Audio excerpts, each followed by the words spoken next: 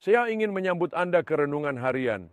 Saya sangat bersemangat karena kita mulai hari ini tingkat 3 atau fase 3 bicara tentang bertumbuh dalam Kristus, membantu orang lain bertumbuh dalam Kristus, menjadi murid dan membuat murid dari orang lain.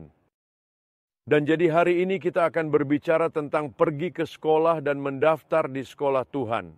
Sebelum kita lanjut, mohon klik suka atau berlangganan di YouTube. Ini akan membantu lebih banyak orang menemukan dan bergabung. Jadi marilah kita pergi ke sekolah hari ini. Saya ingin berbicara kapan Anda hari ini soal sekolah Tuhan. Tuhan mempunyai sekolah untuk kita semua mendaftar. Saya tidak berbicara tentang sekolah yang memiliki dinding dan bangunan. Saya berbicara tentang sebuah sekolah yang di dalamnya terdapat karakter dikembangkan dan karakter dibangun. Jika Anda ingin digunakan dalam kerajaan Tuhan untuk kemuliaannya, maka Anda harus tanpa ragu pergi ke sekolahnya. Sekarang di sana ada seorang pria yang pergi ke sekolah Tuhan, dan Tuhan menggunakannya dengan hebat. Faktanya dikatakan bahwa dia mungkin pemimpin terbesar yang muncul di Israel. Namanya adalah Musa, dan Musa harus pergi ke sekolah Tuhan. Lihat, Musa adalah salah satu orang Israel. Ibu dan ayahnya adalah Yahudi, namun mereka berada dalam perbudakan.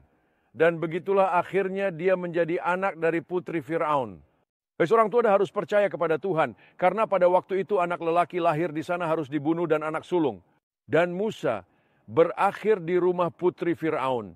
Dia membesarkannya, dia memiliki segala keistimewaan dan kekuasaan, tapi Tuhan tak bisa gunakan Musa muda, walaupun mempunyai hak istimewa dan berkuasa.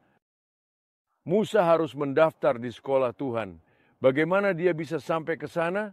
Jadi Alkitab di kitab Keluaran pasal 2 menceritakan Musa menghadapi kegagalan besar.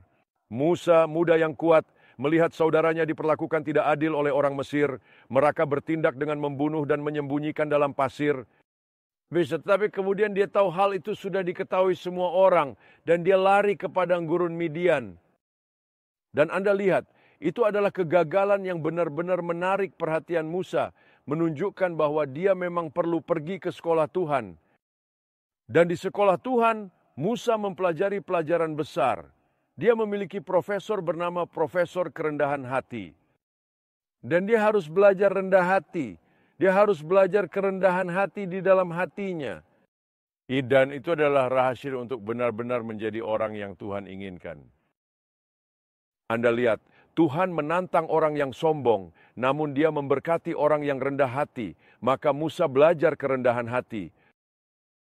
Jadi itu berarti kegagalan adalah temannya. Dan kegagalan bisa menjadi temanmu. Dan mungkin Anda merasa, saya tidak bisa digunakan oleh Tuhan karena saya gagal. Saya baru saja membuat kesalahan. So Charles, itu bisa dibawa dia ke tempat kerendahan hati. Saat belajar rendah hati, Tuhan menjadi satu-satunya spot yang akan membentuk karaktermu dalam hidup. Anda lihat, kehidupan Musa terbagi menjadi 3 periode. Periode pertama, dia adalah Musa muda yang kuat. Pada periode kedua, dia adalah seorang tidak dikenal di padang gurun Midian, seorang gembala miskin. Dan kemudian, di usia 40 tahun dalam periode ketiga hidupnya, Musa dipilih Tuhan. Dia terpilih, digunakan oleh Tuhan. Namun pertama-tama, dia harus pergi ke sekolah. Dia harus belajar tentang rendah hati. Kerendahan hati menjadi teman Musa. Nantinya dalam hidupnya, dikatakan Musa adalah orang yang paling rendah hati di bumi. Dia belajar untuk menjadi rendah hati dan Tuhan menggunakannya. Hari ini saya ingin mendorong Anda untuk mendaftar di sekolah Tuhan. Dan ketika Anda gagal, ketika Anda merusaknya, biarkan jadi pelajaran berharga. Bahwa bukan dengan kekuatan, bukan dengan kekuasaan, tetapi dengan Roh Kudus Tuhan.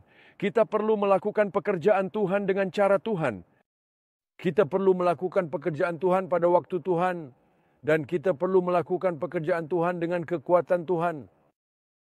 Jadi hari ini ingatlah untuk mendaftar di institusi pendidikan Tuhan, sekolah kerendahan hati.